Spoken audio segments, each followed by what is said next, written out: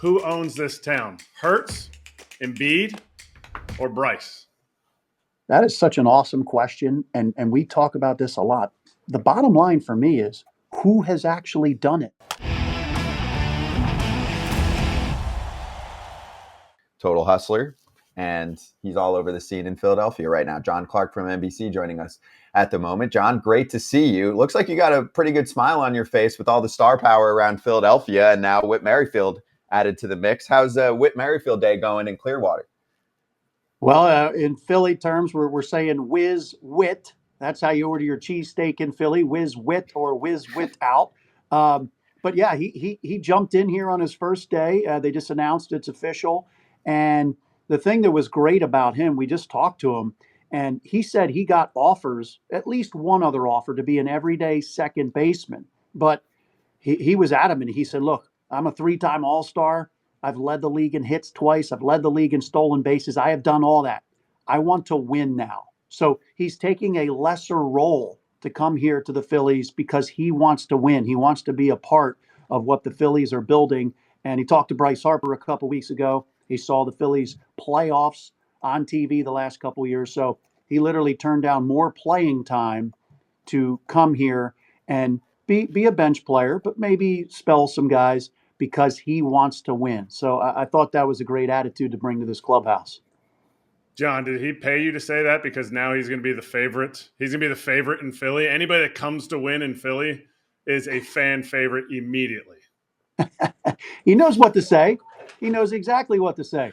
But, this is a guy, he's coming in here. He's a gamer. He's going to get clutch hits.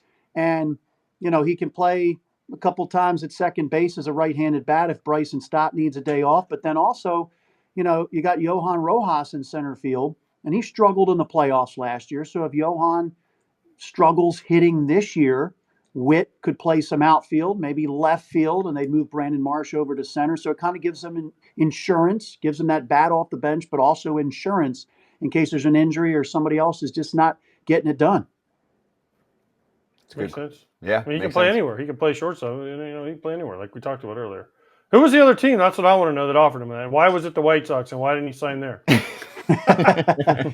Yeah, we tried to get that out of him. He wouldn't give it to us, but you could probably make some guesses. Yeah, well, he's a former Royal, and they signed every former Royal. We're going to have him on this week, so we'll work on him. We'll do our best. What's the outlook for this year? I mean, the team is pretty much set, right? The biggest news other than Whit Merrifield would be them trying to get Wheeler signed, and they've already opened discussions according to some people out there. So is that like the big news at Philly camp? It's not like they're like, oh, man, we brought in Bryce Harper and Castellanos and Schwarber and Wheeler and Trey Turner. No, it's Alec Bohm beat him in arbitration, and we need to sign Zack Wheeler. Yeah, no doubt. I do think another very interesting storyline is Bryce Harper yesterday reiterating to us what Scott Boras said in November, that he wants an extension. And he's going to be 38 when his contract is up. He's got 7 years left on his deal. But he said, I want to play until I'm 45. He said that during the season. He wants to play into his 40s, and he would like an extension. And it's interesting because he did say that he and Scott Boras are talking to Dave Dombrowski. And I think the Phillies right now are saying, hey, we got to take care of some other things here. And there's more pressing needs. So I believe they're going to push that to the back burner a year or two down the road or whatever. But it's kind of a little unprecedented because he doesn't have those opt-outs, which was great. He came to Philly and he didn't want to have that option of opting out like Manny Machado, got more money.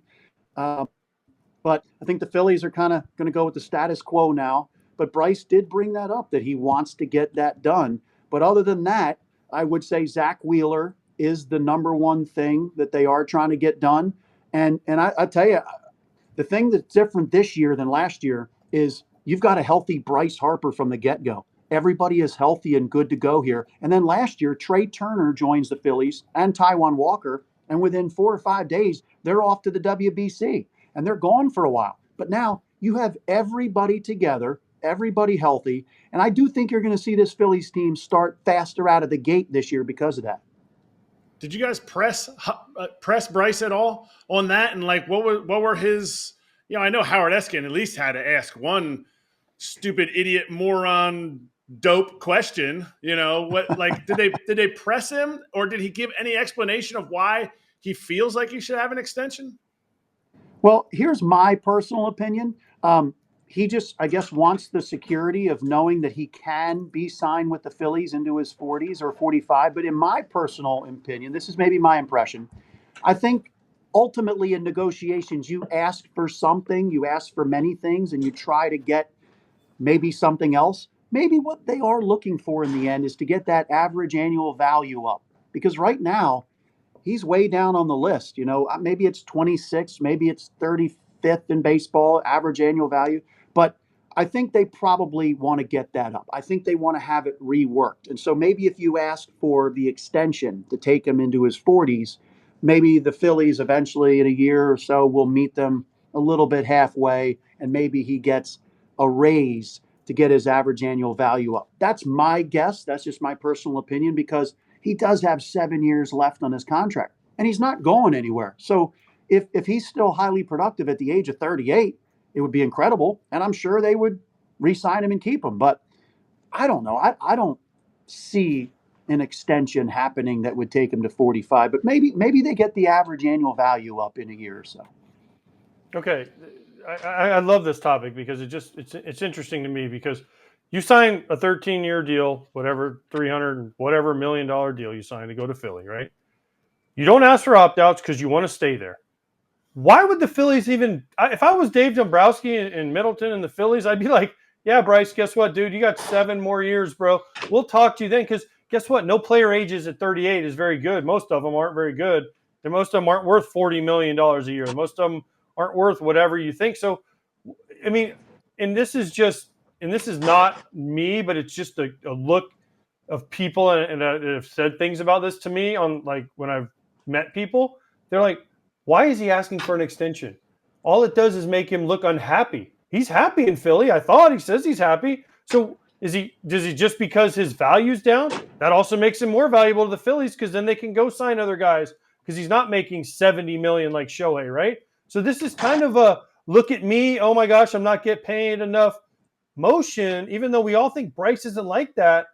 It's just such odd timing to me that as soon as, like, Shohei signs and Manny gets a new contract, and he's like, oh no, I need one too. Like, don't forget about me. Guess what, dude? You could have got opt-outs. You could have got more money. Whatever you could have gotten, this is what you chose.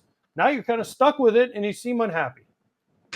Well, first of all, like, I agree with you. Bryce has loved Philadelphia, loved the Phillies. He says he wants to die in a Phillies uniform, and he has done everything right. And he is underpaid for what he has brought to this team. He's the guy that stirs the drink. He's the guy, when they got him to come to Philly, other guys come here now. He recruits guys. He talked to Whit Merrifield a few weeks ago. Maybe he was part of talking Whit into coming here instead of being an everyday second baseman. But I think Scott Boras said it, that Bryce should not be penalized for not having the opt-out. Boras obviously wanted to have an opt-out. Bryce just said, no, I want Philadelphia, and I want everybody else to know I'm going to be here for 13 years so I can recruit other players. So maybe they will meet in the middle somewhere. And, it might be a little crazy to extend somebody past age 38. I agree. But maybe they'll get that average annual value up. And you want your superstar to be completely happy, is the bottom line. But I think that's down the road. I don't think that's this year. But I think for this team has gotten so close the last 2 years, and there really is a hunger. There really is the way these guys show up and want to get over that hump and win it all. And in the team meeting today, I was told that owner John Middleton basically laid it out there. It is time to bring that bleeping trophy back, like he told Ryan Howard in 2009. And it was a passionate, emotional speech. And I think the team knows that they've been close. They've got all the resources. Everybody's here. Everybody's healthy. It is time to get it done. Hey, John, on the recruiting trail, has Bryce decided to make any phone calls to his buddy Mike Trout? Because he spoke today and basically said he's loyal and he's going to try and get it all done in Anaheim, but he's getting up there in age, and we've barely seen one of the best players of our generation play ball in the postseason. And it sounded like he essentially said he's pushing off any thoughts of even saying something to ownership besides, hey, let's go get some more players. I know when Philly fans see that, they're probably upset, right? It's the number one question I get when I'm in South Jersey or the Philly area. They're like, You think we can get Trout at some point to play with Harper? Well, Bryce is good friends with him, talks to him, so I am sure when that time comes, Bryce will put in a big pitch. And it's interesting with Mike Trout. I do think there are certain guys who maybe want to stay away from playing in their hometown because of the pressure and all the things that come with it. Because some guys have said it can be overwhelming to play in the area you grew up in. But right now, that's not even a possibility. But heck yeah, down the road, if Mike Trout says, okay, it's now time to possibly be traded, guarantee the Phillies will be in the mix and Bryce will be in their ear because he does that. He has recruited a lot of these guys to come here. He pushed for Nick Castellanos to come here, Trey Turner, and Kyle Schwarber, and then talked with Whit. So he is definitely right up there with the front office talking with them about who to push for and who to recruit and who to bring in here. All right. Being the Philly guy that you are, this is the last one from us here. Who owns this town? Hurts, Embiid, or Bryce?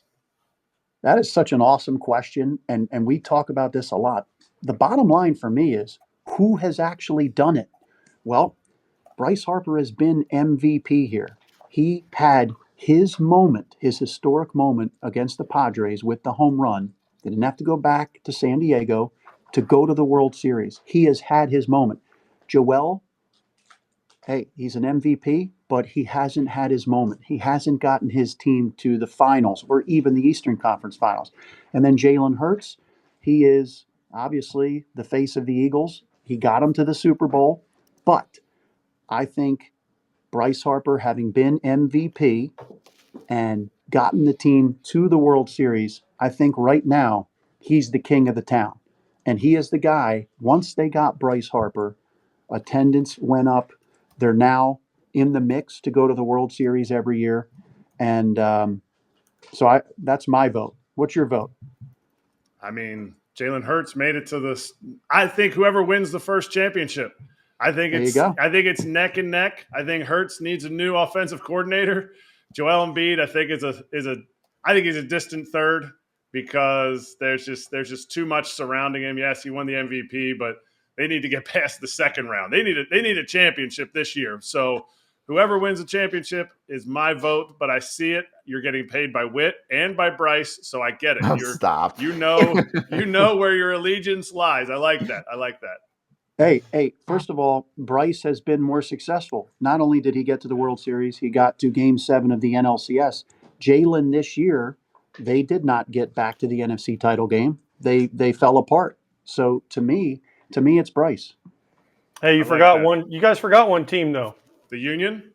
No, the Flyers. And why is Gritty? It should be Gritty. Isn't that his name? Gritty's the man. He blew off Joey Votto. Gritty wins every day. Gritty wins all the time. You guys forgot about him. Gritty's the second best. He's the second best mascot in the city. Well, yeah, but I don't know any Flyers players, so he's the only one for the Flyers I could come up with. Eric Lindros. Yeah, but I mean, Eric Lindros doesn't play anymore. I know, I'm fucking with you. Yeah, it's a baseball show, as you can tell, John. Yeah. You can follow John at Clark of NBC, one of the best follows, Instagram and Twitter. John, great to have you on, man, and enjoy the sunshine. Hey, appreciate it, guys. Great show. I listened to it. So awesome job you guys are doing. Thanks. Thank you, John. Really means a lot. Appreciate you. Hey, everybody.